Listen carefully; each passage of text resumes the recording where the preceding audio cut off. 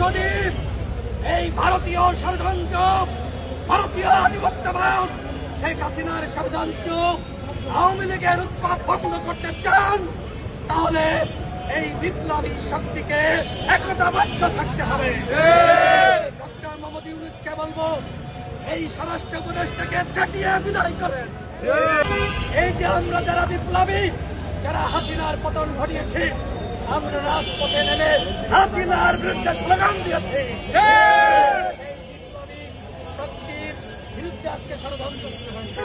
সেই বিপ্লবী শক্তিকে পরিকল্পিতভাবে বিভক্ত করা হয়েছে। সরকারের 11 মাসে সরকারের অর্জন আমাদেরকে বিভক্ত করেছে। আমরা যদি এইভাবে বিভক্ত হয়ে যাই, তাহলে ওই হাসিনা আবারও ফিরে আসবে। আমি বাংলাদেশ সেনাবাহিনীকে ধন্যবাদ জানাই। সেনাবাহিনী এনসিপির শীর্ষ নেতৃবৃন্দকে সেনাবাহিনীর এপিসিতে করে রক্ষা করেছে।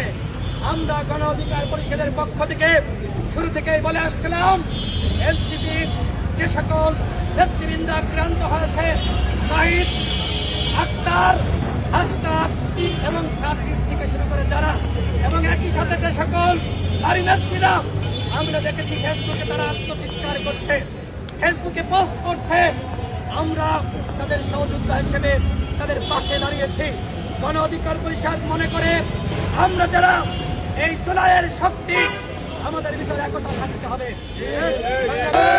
আমি এই সেনাবাহিনীকে ধন্যবাদ জানাচ্ছি।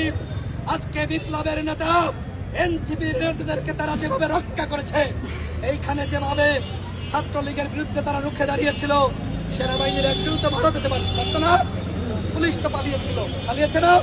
হ্যাঁ, সেইখানে কিছু সংখ্যক পুলিশ তারাও কিন্তু ছাত্রলীগ যুবলীগকে প্রতিহত করেছে।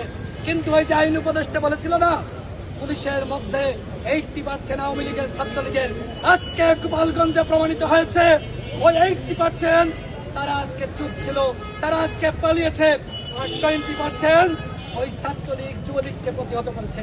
সুতরাং সরকারকে বলবো, অনতিবিলম্বে পুলিশের পুনর্গঠন করুন। অনতিবিলম্বে পুলিশের ন্যূনতম এই বিপ্লবীদের মধ্য থেকে 50,000 ছাত্র যুবক যারা এই বিপ্লবে ভূমিকা রেখেছে, 50,000 নতুন পুলিশ সদস্য নিয়োগের ব্যবস্থা করুন।